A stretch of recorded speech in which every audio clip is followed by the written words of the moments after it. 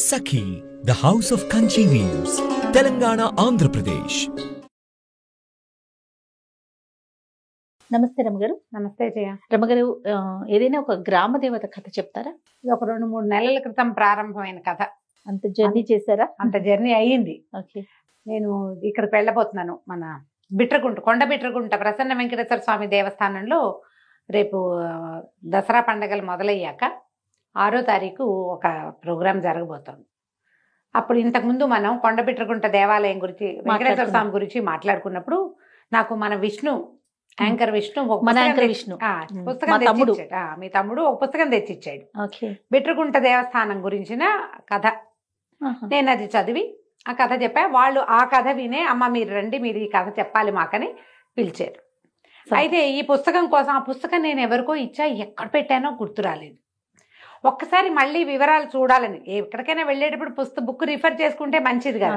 ఇక ఆ పుస్తకం కోసం ఆ విష్ణుని పట్టుకుంటే ఆ విష్ణు చెప్పాడు, మీకు ఇంకొక గ్రామదేవత పుస్తకం ఇస్తాను, ఆమె గురించి చెప్పండి అన్నాడు.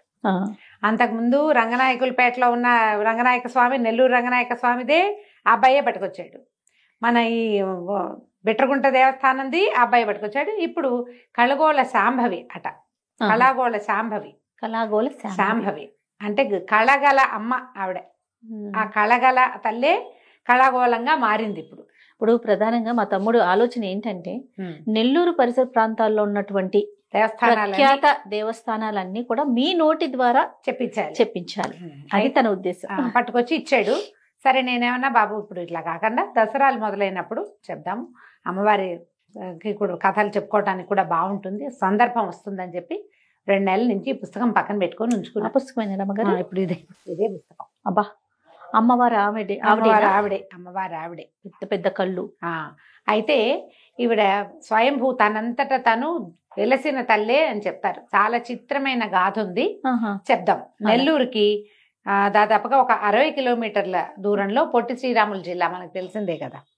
అయితే ఇక్కడ కావలి పేరు కూడా అందరికీ తెలిసిందే. ఈ కావలి గ్రామము ఇదివరకు ఎలా ఉండేది, పూర్వకాలంలో కావలే కాదు అసలు అన్ని గ్రామాలు కూడా 500 సంవత్సరాల క్రితం మొదలైన గాథట ఇది. ఈ అమ్మవారిది గ్రామం ఎలా ఉండేది, కొన్ని ఇళ్ళు, ఒక ప్రాంతం, మళ్ళీ ఒక చిట్టడివి, మళ్ళా కొన్ని ఇళ్ళు, అలాగా చిన్న చిన్న ఊళ్ళు కూడా సర్వాయిపాలెమని, చిట్టాయిపాలెమని, ఇలా పాలేలు చిన్నవి, ఒక 30-40 ఇళ్ళు రైతులుగా ఉండేవాళ్ళు. ఆ కాలం అంతా రైతుల కాలమే కదా.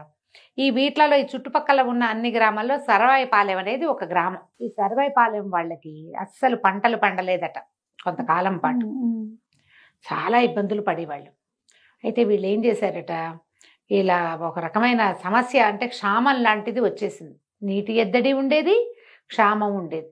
వీళ్ళు కావలి గ్రామంలో ఉన్నటువంటి శివాలయానికి వెళ్ళి పరిపరి విధాలుగా అమ్మవారిని అయ్యవారిని ప్రార్థన చేసి, చూద్దాం అమ్మ దయ ఏదైనా ఉంటుందేమోనని రాగులు చల్లుకున్నారట తమ పొలాల్లో. వీళ్ళైపోయినాయి భూములు, ఏమి పండటల్లా. రాగులు పండుతాయి ఎంతో కొంత, పండితే వేసుకుంటే ఈ రాగులు అందరికీ పండలేదు, కానీ ఒక రామిరెడ్డి గారిని ఒక ఆయనకి మాత్రమే కొంచెం పండినాయట. ఏం చేస్తారు ఆ సర్వాయిపాలెం గ్రామస్తులు, ఆ రాగులు ఊడ్చి మొత్తం అన్ని నూర్చుకుని ఒక బొట్ట అంటారు దాన్ని, ఏమంటారు, మన ఇది ఉంటుంది, గంప ఉంటుంది కదా, ఒక గంప నిండుకి వచ్చినాయట. ఆయన ఊళ్ళో వాళ్ళందరినీ పిలిచి, అందరం ప్రయత్నం చేశాము, ఎవ్వరికి పండలేదు, నాకు ఒక్కడికే పండింది, అది కూడా ఇంత మాత్రమే, ఏం చేద్దాం, ఇదే అమ్మదయ్యని తలా 3 గుప్పెళ్ళు తీసుకోండి. అలా ఒక 3 గుప్పెళ్ళు తీసుకుంటే భార్యకి పిల్లలకి ఇంట్లో కాచుకుని తాగండి, దీన్నే పంచుకుందాం అన్నట్టు. ఎంత మంచి ఆలోచన చూడు. తనకు ఒక్కరికి పండితే ఆయన ఒక్కడు పోనీ సగం ఉంచుకుని సగం ఇవ్వటం కాదు, ఆ ఎన్ని రాగులు నూర్చారో ఆ రాగుల్ని ఎదురుగుండా పెట్టి తీసుకోండి తలా కాసిని అంటే, ఎంత తీసినా ఆ రాగులు ఉంటూనే ఉన్నాయట అందులో. అందరు తీసుకుంటున్నారు, బొట్టలో ఇంకా రాగులు ఉన్నాయి. ఏదో వింటుంది ఇందులోనే అని అనిపించిందట. అయితే రాగి బొట్టని, ఆ రాగులున్న దాన్ని బోర్లిస్తే అందులో ఒక 9 అంగుళాల ఇంత పంచలోహ విగ్రహ రూపంలో అమ్మవారు కళకళ్ళాడుతూ కనపడిందట వాళ్ళకి. అట్లా విగ్రహ రూపంలోనే వెలిసింది. అబ్బా, తెల్లబోయట, ఎంత కళగా ఉందట. 9 అంగుళాలంటే ఇంతేగా ఉంటుంది, అంతే కదా. 12 అంగుళాలు 1 అడుగు, 9 అంగుళాలు అంటే 30 అడుగు. ఎంత కళగా ఉందట, అసలు మెరిసిపోతున్న మొహంలోంచి ఇట్లా కాంతి వస్తుంది. ఎంత అద్భుతంగా ఉందో. ఒక అశరీరవాణి వినపడిందట. పండిన కాస్తని ఇదే అమ్మణ్ణి దయ అని భావించి ఐకమత్యంగా ఉండి అందులోంచే తలా ఒక గుప్పెడు తీసుకోవాలన్న మీ భావల నుంచే నేను ఉద్భవించానని చెప్పిందట అమ్మవారు. ఆమెని ప్రతిష్ఠించుకున్నారు. ఆమె చాలా బాగా కాపాడిందట. తర్వాత వర్షాలు పడ్డాయి, మంచిగా పంటలు పండేవి. సాయంకాలం అయ్యేసరికల్లా అమ్మవారు సంచారానికి వెళ్ళేదట. ఈమె ఇది చూడ్డానికి మామూలుగా కనపడేది. ఈ అమ్మవారికి ఒక పేరు పెట్టుకోవాలనుకున్నారు.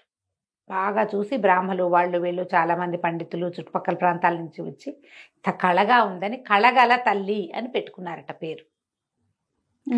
కళగల అమ్మణ్ణి, అంతే ఆవిడ పేరు. అమ్మణ్ణి అంటే ఆ ప్రాంతాల్లో అమ్మవారిని మనం అమ్మవారు అంటాం కదా, అమ్మోరు అంటారు ఒక చోట, అమ్మ తల్లి అంటారు ఇంకొక చోట, వీళ్ళు అమ్మణ్ణి అంటారు ఈ ప్రాంతం వాళ్ళు. ఏది పండినా అది అమ్మణ్ణి దయ అనుకునేవాళ్ళు. ఆమెను తలుచుకుని ఆమెకు చూపించి ఆమెతో చెప్పి చేసుకునేవాళ్ళు. చక్కగా అన్ని పంటలు పండేవి. సాయంత్రం అయ్యేసరికల్లా ఉగ్రరూపిణిగా ఆవిడ గ్రామాల్ని రక్షించేవారు. ఉగ్రస్వరూపిణిగా గ్రామాన్ని కాపాడేది. అయితే చాలా మందికి కనపడింది ఆవిడ ఉగ్రరూపిణిగా తిరగటము. సాయంకాలపు అమ్మవారి సంచారాన్ని చూసేవాళ్ళు. ఆమె కత్తి అవి ధరించి వెళ్తుండేది. ఉగ్రంగా ఉండేది. ఏ జంతువుల్ని వాటిని రానిచ్చేది కాదు. రోగాలు రొస్టులు రాకుండా వీళ్ళు చాలా కాపాడబడ్డారు. అయితే ఒక మలయాళ మాంత్రికుడు ఒక ఆయన ఇట్లా అమ్మ ఎదురుపడేసరికల్లా అతను తిరుగుతుందని తెలుసుకుని ఇట్లా దైవిక శక్తుల్ని స్వాధీనపరచుకోవాలనే తాంత్రికులు చాలామంది ఉండేవాళ్ళు ఆ కాలంలో. 500 సంవత్సరాల నాడంటే అసలు ఆ రోజుల్లో ఎట్లా ఉండేవాళ్ళు మన ఊహకు కూడా రాదు. అయితే ఆమె అమ్మకి ఎదురుపడ్డాడు. ఆమెను స్వాధీనం చేసుకోవడానికి ప్రయత్నం చేస్తే ఆమె మహోగ్ర రూపం దాల్చి మెడ సంహరించింది. అతని తలని పట్టుకుని తిరిగేదట ఆవిడ. ఇంకెవ్వరూ ఆ సాహసం చేయలే. అయితే ఈవిడ తెల్లవార్లు తిరిగేది అమ్మవారు. తిరిగి తెల్లవారేసరికల్లా వచ్చి విశ్రాంతి తీసుకునేది. ఈ ప్రజల తెల్లవారి దైనందిన జీవితం ఎట్లా మొదలవుతుంది? చెరుగుళ్ళు, దంపుళ్ళు, కోడి కూతలు. 3:30 కోడి కూయటం మొదలు పెడుతుంది. ఆవిడ అప్పుడే వచ్చేది. ఆమెకి నిద్రాభంగం అయిపోయేదట. ఈ కోడి కూతలు, దంపుళ్ళు, చెరుగుళ్ళు వినపడని చోటికి నన్ను పంపించమని అడిగిందట. ఎవరి మీదకైనా వచ్చి చెప్పించుండొచ్చు. అమ్మని నిద్రపోనీయరు. తెల్లారేసరికి గ్రామంలో ఉన్న వాళ్ళందరూ ఒడ్లు దంచుకుంటారు. అవును, ఏదో రాగులు దంచుకుంటారు. ఒడ్లు కాకపోతే అక్కడ రాగులు పండుతాయి అనుకో, రాగులు దంచుకుంటారు, చెరుగుతారు. కోళ్ళు కూసినట్టే ఉంటాయి. కోడి లేని ఊరు ఎక్కడ ఉంటుంది? పల్లెటూరు. అయితే ఆవిడ అడిగింది, ఈ కోడి కూత లేని చోటికి నన్ను పంపించండి, అక్కడ ప్రతిష్ఠ చేయండి అంటే వీళ్ళందరూ ఆలోచించుకుని కావలి గ్రామంలో ఉన్న కొంతమంది పెద్ద పెద్ద కుటుంబాల వాళ్ళని తోటి మాట్లాడుకుని కావలికి సర్వైపాలనికి మధ్యలో ఒక పెద్ద కీకారణ్యం ఉందట. ఊళ్ళోకి వెళ్తే మోతే అమ్మకి. అందుకని ఏం చేశారు, ఈ కీకారణ్యంలో ఒక చదునైన ప్రదేశాన్ని సెలెక్ట్ చేసుకుని ఆ కుటుంబాల వాళ్ళ సహకారంతో అమ్మని తరలించారు. ఇక్కడి నుంచి తరలించడం ఎట్లా? సన్న వాయిద్యాలతోటి, డప్పులు మేళాలతోటి, దివిటీలతోటి, సర్వాభరణ శోభితగా సర్వాలంకారాలతోటి, అన్ని రకాల సేవలతోటి ఆ అమ్మని, ఈ కలగల అమ్మని తీసుకెళ్ళి కావలి దగ్గర ఉన్నటువంటి దీంట్లో కీకారణ్యంలో ఒక చోట ప్రతిష్ఠ చేశారు. దేవాలయం నిర్మించుకున్నారు. విశేషంగానే చేసుకున్నారంతా. ఆ గ్రామం వాళ్ళు చూసేవాళ్ళు, కావలి వాళ్ళు వచ్చేవాళ్ళు. దీనికి ప్రధానంగా అర్చకుల్ని ఏర్పరచుకున్నారు. అది విశ్వబ్రాహ్మణులు ఇక్కడ అర్చకులట. సొన్నారులు అంటారు, కంసాలి అలా అని చెప్పుకుంటావు. కొంతమంది వడ్రంగి పని చేస్తారు, కొందరు బంగారం పని చేస్తారు కదా. వాళ్ళని విశ్వబ్రాహ్మణుల్ని ఇక్కడ అమ్మవారికి అర్చకులుగా ఉన్నారు. అక్కడి నుంచి వేద పఠనం చేయటానికి అన్నిటికీ వేరువేరుగా అందరినీ ఏర్పరిచారు. ఈ పుస్తకానికి ముందు మాట రాశారు తీయబిండి ఇంటి పేరుతో ఉన్నటువంటి ప్రొఫెసర్ గారు ఒక ఆయన. ఆ తీయబిండి వారే అర్చకులట అక్కడ. అయితే వంశానుగతంగా వస్తూ ఉండొచ్చు. 500 సంవత్సరాల క్రితం ఈ దేవాలయం నిర్మించినప్పుడే ఒక పెద్ద శిలాస్తూపం, శిలా ధ్వజస్తంభం చేయించారట. 60 అడుగుల ఎత్తు, దాదాపుగా 2.5 అడుగుల వెడల్పు ఉన్నటువంటి ఈ ఏకశిలా ధ్వజస్తంభం ఆంధ్రప్రదేశ్లో ఈ ఒక్క దేవాలయంలోనే ఉందని రాశారు బుక్లో. పెద్ద శిలా ఇది ఉందన్నమాట. చాలా ఏకశిలగా ఉన్న ధ్వజస్తంభం. ధ్వజాన్ని ముట్టుకుంటే అమ్మవారి పాదాలు ముట్టుకున్నట్టేట. ఈమె కళగల తల్లి అని చెప్తాం కదా. ఆవిడ ఒక్కొక్కళ్ళకి ఒక్కొక్క రకంగా కనపడుతుంట. వరలక్ష్మి వ్రతాలు చేసినప్పుడు అందరు సామూహిక వ్రతాలు చేస్తారు, అమ్మవారి కుంకుమ పూజ చేస్తారు. ఆ రోజు ఒక కళ, దసరాల నాడు ఇంకొక కళ, ఈ అష్టమి నాడు ఒకటి, అట్లా వేరు వేరు కళలు చూపిస్తుంది అమ్మవారు. మనకి ఎట్లా చెప్పుకుంటామంటే సమస్తమైన కళలు ఉన్నాయి. చాలా చిత్రంగా చెప్తాం. ఇన్ని కళలు 360 కళలు ఉన్నాయి. 360 కళలు ధరించి ఉంటుంది. ఏ రోజులో అర్చన జరిగితే ఏ అర్చన జరిగితే దానికి సంబంధించిన కళా స్వరూపంగా కనపడుతుంది. చాలా ప్రత్యేకంగా చూడాల్సిన దేవస్థానం. భగవంతుడు నాకు మంచి అనుగ్రహం కలిగించింది ఏంటంటే వచ్చే వారం నేను అక్కడికి వెళ్తా. వెళ్ళండి రమ్మ గారు, మంచి దర్శనం చూసి రావాలని ఉంది. పుస్తకం చూసిన దగ్గర నుంచి అనుకుంటున్నాను. నేను అనుకోకుండా దీనికోసం వచ్చింది. కావలి కూడా వెళ్తే ఎలాగూ నేను పెట్టుకుంటా వెళ్ళబోతాను కదా, అక్కడి నుంచి ఆ అమ్మవారిని కూడా చూద్దామని. తర్వాత చాలా ఏమైంది, క్రమంగా ఈ కావలి ప్రాంతంలో నుంచి ఇప్పుడు ఇక్కడ మనకి దంపుళ్ళు వినపడవు, కోడికూతలు వినపడవు, ప్రశాంతంగా ఉండేది. అయితే ఈ అమ్మవారిని విశేషంగా సేవించిన ఒక అర్చక స్వామి నువ్వు ఇలా ఊరి బయట ఊరు లేకుండా ఉండద్దని ఆమెను కోరుకున్నాడట. అప్పుడు ఆమె ఆజ్ఞ చొప్పున గ్రామం దగ్గరగా పెరిగింది. ఆమె ఇవి ఉండకూడదు అనుకుంది, కానీ గ్రామం నడిబొడ్డున ఏర్పడింది అనమాట. దీన్ని ఆధారంగా చేసుకుని మళ్ళీ కొత్త దేవాలయం ఇవి గ్రామం అంతా పెరిగిందనమాట. విశేషంగా పెరిగిందని చెప్తారు. అమ్మవారికి చాలా అత్యద్భుతమైన పూజా విధానాలు జరిపిస్తారు. 500 ఏళ్ళ నాడంటే ఇది విజయనగర సామ్రాజ్యానికి సంబంధించిన వాళ్ళు కూడా ఇక్కడికి తిరిగేవాళ్ళు. కొంత దండు బాట అని ఒక బాట ఏర్పరిచారు. ఒక అత్యద్భుతమైన చెరువు అమ్మవారే ఆజ్ఞిచ్చి చెరువు తవ్విచ్చిందట. కావలి చెరువు ఆ ప్రాంతం అంతటికి నీళ్లు సప్లై అదే ఆ చెరువే. తర్వాత ఏమో వీళ్ళు విజయనగర సామ్రాజ్యానికి చెందిన రాజులు కొంతమంది ఆ ప్రాంతాల్లో వెళ్తూ ఏనుగుల బావి అని పెద్ద దిగుడు బావిని తవ్వించారు. అమ్మవారి ఇక్కడికి రాకముందు వీళ్ళకి చాలా నీటి కొరత, కరువు ఉండేది. తక్కువ పండేవి, అన్ని రకాల పంటలు పండేవి కాదు. ఒక రకమైన క్షామంతో బాధపడేవాళ్ళు వాళ్ళు. కానీ ఎప్పుడైతే ఈ అమ్మని ఈ రకమైన స్వరూపంతో వీళ్ళకి కనపడిందో అప్పటి నుంచి వీళ్ళకి నీటి ఎద్దడి లేదు. కావలి ప్రాంతం అంతా కూడా సుభిక్షంగా ఉంది. అంతా పెరిగిందనమాట బాగా. 500 years అంటే చాలా పురాతనమైన క్షేత్రం అని చెప్పుకోవాలి కదా.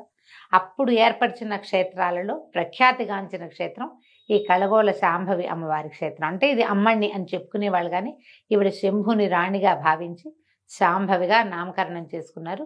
అక్కడ అమ్మణ్ణి దయ లేదు, అమ్మణ్ణి దయ ఉంది, అలాగే మాట్లాడుకుంటారు. రమ్మగారు, అమ్మవారికి ప్రత్యేకంగా ఎలాంటి నివేదనలు చేస్తారండి? వీళ్ళు అక్కడి నుంచి తరలించేటప్పుడే అమ్మవారికి చలివిడి, ఆమెకు అత్యంత ప్రీతిపాత్రమైన చలివిండి అంటే చలివిడి, తర్వాత పానకము నివేదనగా చేసేవాళ్ళు. జంతు బలులు ఉండేవట జయ.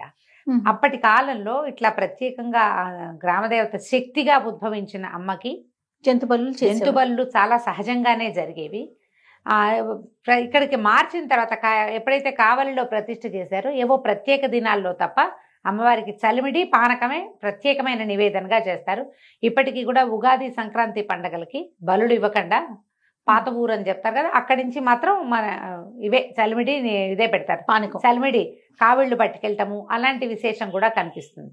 ఈ జంతు బలులు ఉండటము గ్రామ దేవతలకి ఇలా, లేకపోతే కావలి శక్తిగా ఉండే చోట జంతు బలులు ఇవ్వటము ఒక సహజమైన విధానమే.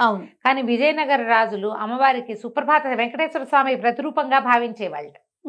వాళ్ళు భావించి సుప్రభాత సేవను కూడా ఏర్పాటు చేశారు. వాళ్ళని ఒకసారి మహమ్మదీ సైనికులు బంధించడానికి వస్తే అమ్మవారి మహిమ వల్ల ఎన్నో క్రూర జంతువులు వచ్చి సైనికుల్ని తరిమి కొట్టేసినాయట. అమ్మవారి వల్లే అది జరిగిందని 2-3 రకాల ప్రత్యేకమైన కథలు కూడా చెప్తారు ఆ ప్రాంతంలో జరిగినవి. ఇప్పుడు ఎవరికి వాళ్ళకి మనకి ఏదో విపత్కర పరిస్థితుల్లో ఉన్నాం, బయటపడే మార్గం లేదు. అమ్మ నీకు అది చేస్తా, ఇది చేస్తా, తల్లి బాగా 2 కావిళ్ళు చలిమిడి తెస్తా, 2 కావిళ్ళు పానకం తెస్తా, నన్ను రక్షించు, దండాలు పెట్టుకున్నారనుకో. సడన్గా పరిస్థితి కనుక అప్సైడ్ డౌన్ అయితే వాళ్ళకి మహిమే కదా అది. అంతేగా, అదే ప్రచారంలోకి వస్తుంది. ఇట్లాంటి ఎన్నో మహిమలు ఆ ప్రాంతంలో నమ్ముకున్న వాళ్ళకి నమ్ముకున్నంత ఎక్కడైనా అంతే. అమ్మవారు అలాంటి ఏంటంటే విపత్కర పరిస్థితుల్లో రక్షించే దేవతగా ఈమె చాలా ప్రత్యేకంగా చెప్పుకుంటారు ఆ ప్రాంతవాసులు. చాలా ప్రత్యేకమైన దేవాలయం. ఒకవేళ ఏ పరిస్థితుల్లో అయినా మీరు నెల్లూరు వెళ్ళేటప్పుడు, కావలి వెళ్తేనో, బిట్రగుంట వెళ్ళినప్పుడు ఖచ్చితంగా ఈ అమ్మవారి దర్శనం చేసుకోండి.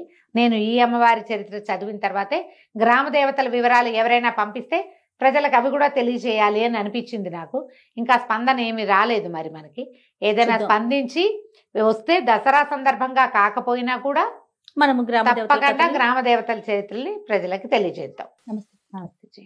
Anchors Jewelry courtesy by Mukunda Jewelries.